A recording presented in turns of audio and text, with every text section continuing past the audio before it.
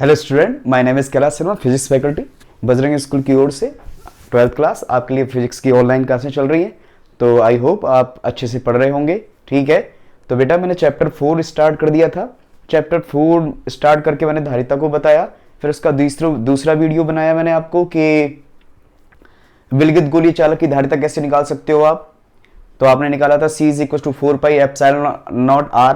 मैंने बताया था कि चालक की धारिता निम्न कारकों पर निर्भर करती है। किन किन कारकों पर निर्भर करती है? चालक के क्षेत्रफल पर निर्भर करती है, चालक के समीप रखे किसी अन्य चालक की उपस्थिति पर निर्भर करती है, और माध्यम की उपस्थिति पर निर्भर करती है। तो माध्यम की उपस्थिति पर निर्भर करती है और क्षेत्रफल पर। इसको मैं अच्छे से प्रूव करा चुका था आपको। ठीक है, लेकिन चालक के समीप रखे किसी अन्य चालक की उपस्थिति पर धारिता निर्भर करती है, इसको मैंने कहा था और आगे आपको बताऊंगा। ठीक है, तो वो कहां आपको मिलेगा? वो आपको अब यहां मिलेगा। क्या है क्वेश्चन? देखिए, पहले तो क्वेश्चन ऐसे ही लिखा हुआ आएगा जो मैंने लिख रखा है बोर्ड पे, इतना ही आपको लिखना है। ठीक, देखिए और अच्छे से समझिए, फिर कहिए यार वाकई चीज तो बढ़िया है, समझ में तो आई। देखो जरा, संधारित्र क्या है इसका सिद्धांत लिखिए। संधारित्र क्या है इसका सिद्धांत लिखिए, जरा सुनिए। ऐसी युक्ति अथवा प्रबंध जिसमें किसी चालक के आकार व आकृति को बढ़ाए बिना इसकी धारिता को बढ़ाने के लिए जो समायोजन किया जाता है उसे संधारित्र कहते हैं। जैसे मान लीजिए कि मेरे हाथ में बेटा एक पेन है। अब पेन है, मैं इसको आवेश दे रहा हूं। अब आवेश दे रहा हूं तो आवेश देता गया एक लिमिट होगी यार। एक इसके द्वारा आवेश को ग्रहण करने की एक क्षमता होगी, उससे ज्यादा आवेश ग्रहण नहीं कर सकता है। लेकिन मुझे और आवेश देना है इसे, नहीं, मैं नहीं दे सकता क्योंकि इसकी लिमिट है। ओवरफ्लो करने लग जाएगा, हो सकता है ये क्रैक हो जाए, टूटने भी लग जाए। अच्छा, तो फिर क्या करें? तो हमने एक नया तरीका बनाया। क्या अपनाया नया तरीका? जरा ध्यान से सुनिएगा। यही जो तरीका है वही संधारित्र का सिद्धांत है। ठीक है, हमने क्या किया, ध्यान से सुनिएगा। पहले हमने क्या किया, अच्छे सुनिए, बाद में इस थ्योरी को मैं कह देता हूं।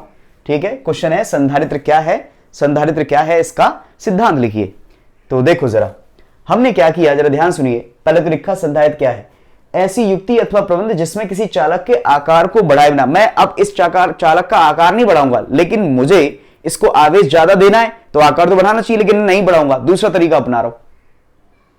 तो लेकिन मुझे ज्यादा आवेश देना है तो आवेश ज्यादा देने के लिए मैं एक तरीका अपनाता हूं। क्या तरीका अपनाता हूं वो देखो जरा। इस चालक के नजदीक इसी टाइप का एक चालक बगल में रख देते हैं। ठीक है, कैसे करते हैं पहले एक सिस्टमेटिक ढंग से समझिए। पहले तो ये देख लीजिए संधारित्र क्या है इसको, ऐसी युक्ति अथवा प्रबंध जिसमें किसी चालक के आकार व आकृति को बढ़ाए बिना इसकी धारिता को बढ़ाने के लिए, अब धारिता बढ़ानी है क्योंकि आवेश ज्यादा चाहिए, इसको बढ़ाने के लिए जो समायोजन किया जाता है संधारित्र कहलाती है। ठीक है, अच्छा, हमने कहा एक प्लेट है P1। माना P1 एक धातु की प्लेट है। जब इसे Q आवेश दिया जाता है तो इसके विभव में वृद्धि होने लगती है। ये तो सिंपल सा है, ये लाइन तो हमेशा ही आएगी क्योंकि फिर आ रही है, 3 लेक्चर हुए, तीसरी बार फिर आ रही है ये लाइन। तब प्लेट की धारिता, चालक प्लेट की धारिता, पागल भी कह देगा आपने Q आवेश दे दिया है, P1 है, V आवेश हो, V विभव हो गया, सो सिंपल, C = Q/V, समीकरण नंबर 1। अब आप इसे आवेश दे रहे हो, लेकिन इसकी एक हद है, उससे ज्यादा आवेश नहीं लेगा। यही ब्लॉक कर दिया क्योंकि इससे ज्यादा आवेश आएगा ही नहीं। हमें और आवेश चाहिए, इसको और आवेश देना है, धारिता को बढ़ाना है, इसकी कैपेसिटेंस बढ़ानी है, इसको बढ़ानी है, हमें और ज्यादा आवेश देना है। तो हमने क्या तरीका किया, हमने क्या किया, एक अन्य चालक ले लिया। दूसरा, जब चालक प्लेट P1 के समीप अन्य चालक प्लेट P2 रख दी जाती है तो प्रेरण प्रभाव, मैंने एक दूसरी प्लेट रख दी यहां पर। अब जैसे दूसरी प्लेट रखी तो प्रेरण प्रभाव, मैंने बताया था आवेषण की विधियां 3 टाइप की होती थी। कौन सी? चालन द्वारा आवेषण, प्रेरण द्वारा आवेषण, घर्षण द्वारा आवेषण। तो प्रेरण द्वारा आवेषण। जैसे ही आपने इस प्लेट के बगल में, इस वाली प्लेट के बगल में एक अन्य प्लेट रख दी, ये तो प्लेट थी, इसके बगल में एक और प्लेट रख दी आपने। ये एक ही डायग्राम है, 3 अलग अलग जगह बनाए मैंने। अब जैसे इसके बगल में आपने ये रखा तो प्रेरण प्रभाव के कारण ये वाले पृष्ठ पर तो नेगेटिव आ जाएगा और इस वाले पृष्ठ पर कैसा आएगा बेटा? पॉजिटिव आएगा। आई होप आपको समझ आ रहा होगा, पॉजिटिव आया। अब जैसे ही पॉजिटिव आया तो इधर तो वेग हो, इधर तो विभव हो गया V1 माइनस का, इधर विभव हो गया V2 माइनस प्लस का V2, क्योंकि ये धनावेश है, ऋणावेश है, सॉरी, और ये वाला धनावेश है। धनावेश है तो विभव माइनस का V1, ऋणावेश है तो विभव माइनस का V1, और धनावेश है तो विभव V2। ठीक है, अब क्या किया हमने कहा, अब हम इस सिस्टम की पूरी धारिता देखें। तो अब सिस्टम की धारिता देखोगे तो क्या आएगा, C डैश = Q/ कुल विभव। अब क्योंकि मैंने इतना ही दिया, मैंने इसको नहीं दिया कोई आवेश, इस पर तो प्रेरण प्रभाव के कारण आया है, तो मैंने जैसे ही यहां पर देखा तो धारिता इज इक्वल टू, अब कोई अन्य धारिता निकलेगी मुझे तो नहीं पता, तो मैंने क्या किया, C dash is equal to आवेश बटे कुल विभव। अब कुल विभव कितना है, ये v है, माइनस का v1 है, प्लस का v2 है, सारा ऐड करके नीचे लिख दिया, ये आ गया v माइनस v1 प्लस का v2, ये हो गया। अच्छा अब क्या किया हमने, अगले वाले में क्या किया कि जो ये प्लेट P2 है, इसका ये वाला सिरा जो है वो धरती से जोड़ दिया, अर्थ से जोड़ दिया, पृथ्वी से भू संपर्कित कर दिया। अब भू संपर्कित कर दिया, ये वाला सिचुएशन देखो, अब जैसे ही भू संपर्क किया तो क्या होगा कि ये सारा का सारा धन जो है पृथ्वी में चला गया, यानी कि पृथ्वी में से इलेक्ट्रॉन आए और सारा धन खा गए।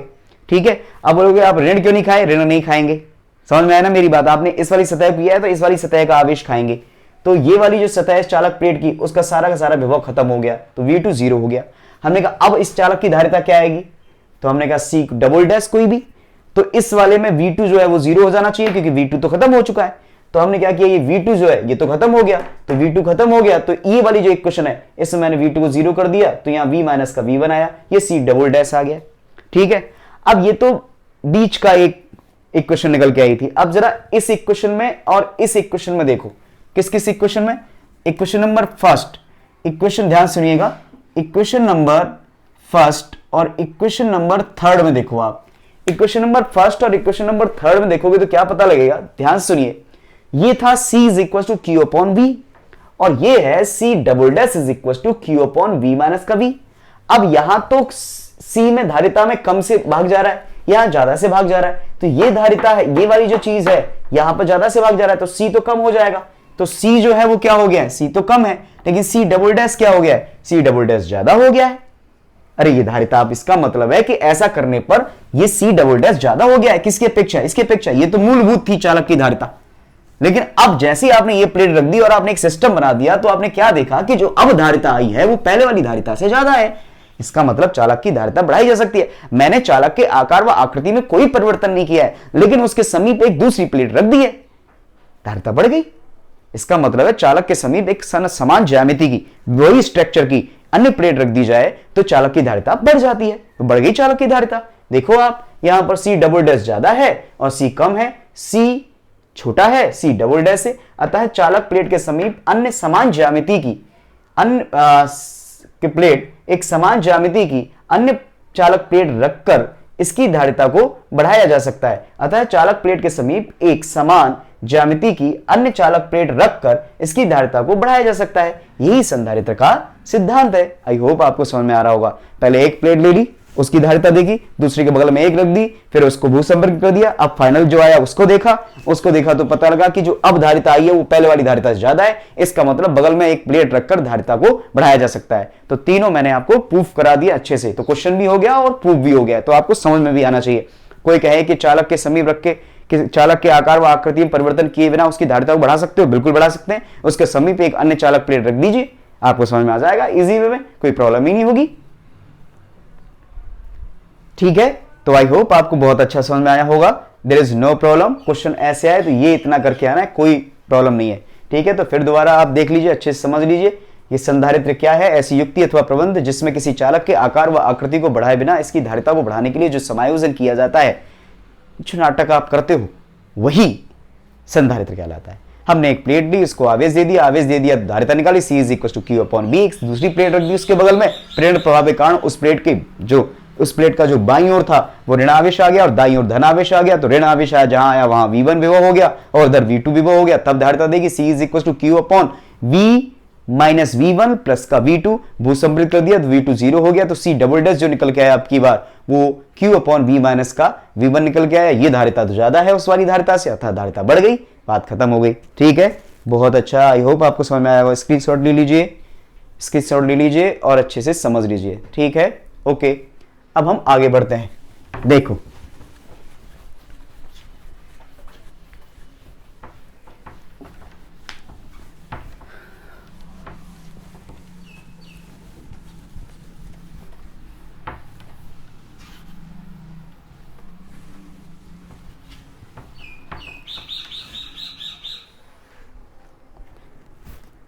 संधारित्र क्या है? संधारित्र क्या है? यह कितने प्रकार का होता है? संधारित्र क्या है? यह कितने प्रकार का होता है? ठीक है, तो देखो भैया, अब हमें संधारित्र पढ़ने हैं।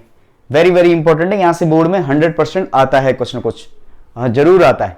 ठीक है, तो अच्छे से देख लीजिएगा, समझ लीजिएगा। संधारित्र क्या है, यह कितने प्रकार का होता है। तो संधारित्र ध्यान सुनिएगा, ये जो आपने बनाया है एक्चुअली संधारित्र ही है। ये क्या है, संधारित्र ही है। तो मैं थ्योरी बोल दूंगा, उस थ्योरी को आप लिख लीजिएगा। ठीक है, ये जो आपने बनाया है एक्चुअली क्या बनाया है, यही तो संधारित्र है जो बन के अब आया है, यही बार बार मैं बनाऊंगा आपको। ठीक है, तो संधारित्र देखो, ऐसी युक्ति अथवा प्रबंध, ध्यान सुनिएगा और लिख लीजिएगा। ठीक है, मैं रेगुलर वे में बोलता हूं, ऐसी युक्ति अथवा प्रबंध जिसमें समान ज्यामिति की धातु की दो प्लेट हैं, समान ज्यामिति की धातु की दो प्लेट हैं, ठीक है, जिन पर विपरीत प्रकार का आवेश हो। और अच्छे से एक बार सुनिए, और अच्छे से सुनिए, फिर दोबारा सुनिए, ध्यान सुनिए। ऐसी युक्ति अथवा प्रबंध जिसमें विपरीत प्रकार के आवेश से आवेशित समान ज्यामिति की धातु की दो प्लेटें एक दूसरे से अल्प दूरी पर रखी हों, तो इस समायोजन को संधारित्र कहते हैं। तो इस समायोजन को संधारित्र कहते हैं। ठीक है, दोबारा फिर सुन लीजिए। ऐसी युक्ति अथवा प्रबंध जिसमें विपरीत प्रकृति के आवेश से आवेशित समान ज्यामिति की धातु की दो प्लेटें एक दूसरे से अल्प दूरी पर रखी हों, तो इसे संधारित्र कहते हैं। क्या कहते हैं, संधारित्र कहते हैं। संधारित्र तीन प्रकार का होता है, नीचे लिख लीजिए, संधारित्र तीन प्रकार का होता है। कौन सा, नंबर वन समांतर प्लेट संधारित्र, समांतर प्लेट संधारित्र, समांतर प्लेट संधारित्र, समांतर प्लेट संधारित्र बेटा, इसे कहते हैं पैरेलल प्लेट कैपेसिटर, कैपेसिटर। दूसरा क्या है, गोलीय संधारित्र,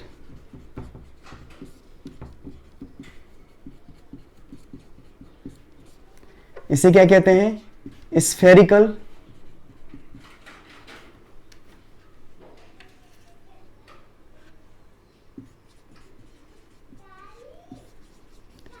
कैपेसिटर या स्फेरिकल कैपेसिटर बोल दो, सिंपल। अच्छा, तीसरा क्या है, बेलनाकार संधारित्र,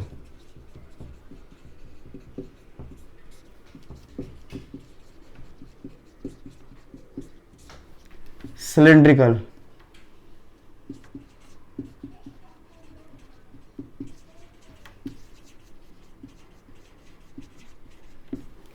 सिलिंड्रिकल कैपेसिटर। ठीक है, तीन होते हैं। दो आपके बोर्ड में हैं, ये 12th में दो दिए हैं, ये वाला और ये वाला। ठीक है, ये नहीं दिया है, कोशिश करूंगा लास्ट में जाके मैं ये इसको बताऊं।